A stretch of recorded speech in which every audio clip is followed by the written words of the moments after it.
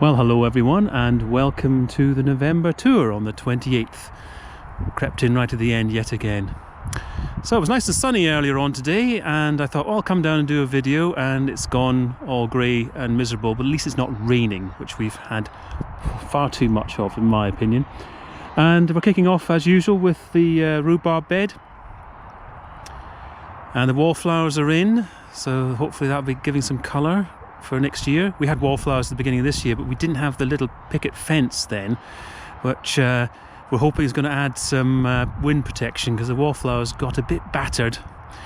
And the rhubarb is starting to shoot up for next year already, and we haven't even got to December yet.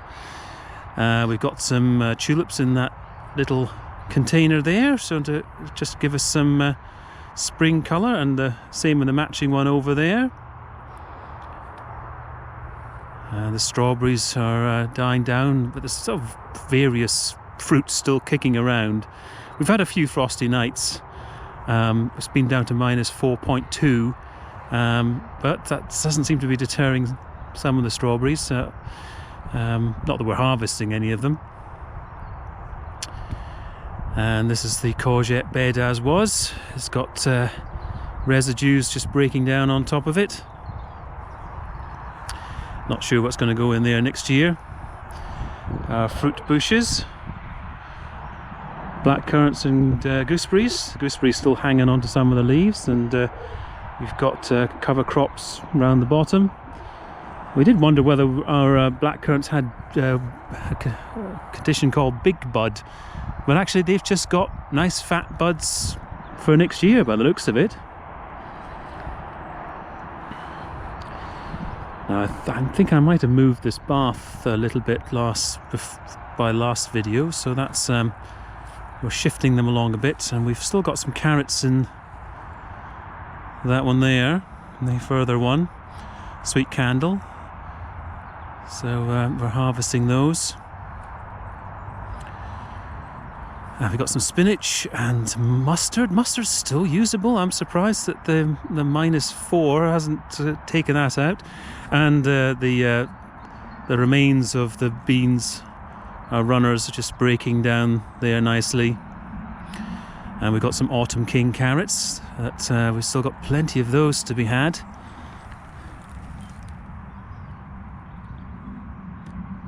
We've had some rather interesting forkings going on with those, but this is the first year we've actually grown them in the ground.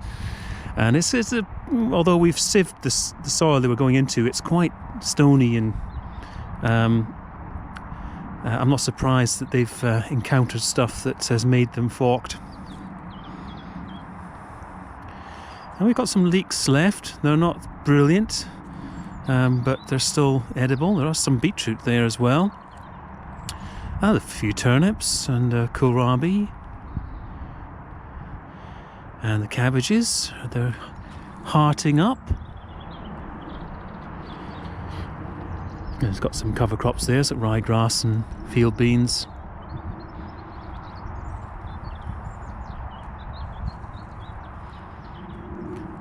I mistakenly called this lettuce last time. It's chicory.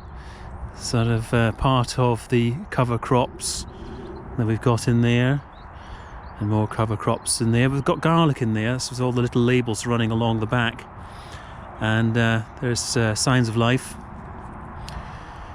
And the peach is still hanging on to some of its leaves, and it's just the growth it's put on has just been amazing. If it can turn some of that vigour into fruit next year, then we'll be very happy. So I believe since the last video I've just put in a sort of gravel area in front of the shed.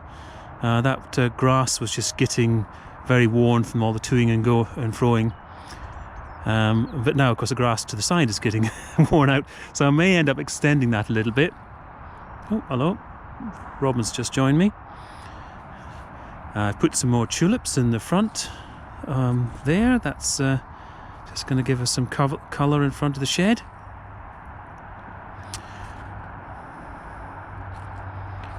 I'm just leaving that remains of the globe artichoke flower as it's quite ornamental. If it gets some snow and frost on it, it'll look quite nice. I've been having a bit of a battle with the foxes. They've been trying to put in a hole along the back there, so I'm going to be trying to extend out with the log edging just to try and put them off that idea. As a poor old Waldo, unbeknown to me, as this thornless blackberry decided that he was going to weave his way through the ivy, and I don't know if you can see that bare stalk that's coming out over the Bug Hotel, but that had gone in to the hedge there and was rather denuded of its foliage. So I've pulled it out, and I will have to try and properly train him along there. So the bench is all covered up for winter. Just leaving the stalks of the lilies there just as a placeholder, just so we know what's happening and where they are, and we'll move them. As I've got more wallflowers along here, we've got I think I've got some daffodils and things in amongst. Rearranged this area here. We've moved the comfrey over to this end as more as of a boundary, and we're going to have this whole section as a sort of proper flower bed. And the globe artichoke up here is starting to, now we're through the summer into the colder weather, it's actually starting to enjoy its position. We chopped down the dahlia back there and just put its choppings on top, haven't removed it. It's just going to have to survive or not, depending. And the pluot has dropped its leaves. And along the back here, I've been putting in some raspberries. This is the Polka variety. I was looking up which variety to have, and this one has quite a long fruiting season. I think it's an autumn one, but it really starts in the summer. This section here I've marked out with 8 canes with a view to the putting in the plum trees, which have arrived. So these are the supercolumn minaret type. I'm going to be popping them in there. So we've got our grassy residues next to the parsnips, which we're harvesting nicely. They've had a frost, so the flavours has certainly been enhanced. So we got our residues cover crop in there, and we've got our Brussels sprouts. They've not been that good, and we haven't harvested them yet because this is our sacrificial one here that's been having all the black fly, and but even on the better varieties, the little sprouts have not put on much size.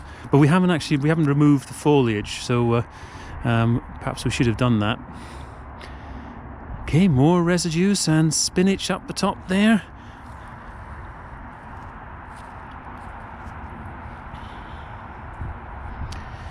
And there's in the fruit garden, there's some holes where dahlias have been removed. I've taken out both the bishop varieties, and they are now in the pots on either side of the rose arch.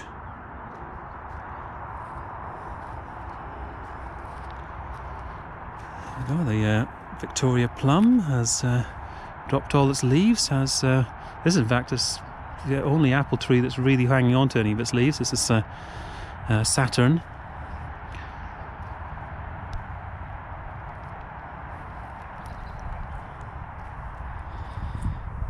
So we've got a few dahlias that are going to be replaced. We've got a few that we've covered up with the trimmings, the prunings, and that if that isn't enough to protect them and they succumb to the frost, then tough luck.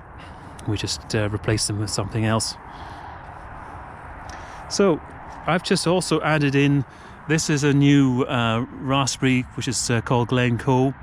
It's a bushing black variety. I'm hoping it's not going to go too mad. I couldn't find out that much about it, so it seems to be quite new. but they were talking about it being suitable for small gardens, so I'm assuming it's not going to get too large. And we got a couple of our spare leeks kicking around there.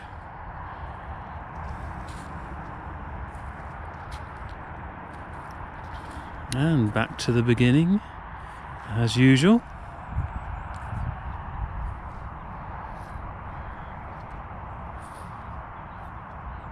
Okay, there we are. I hope everybody's having a great time and looking forward to Christmas. And take care. Bye for now.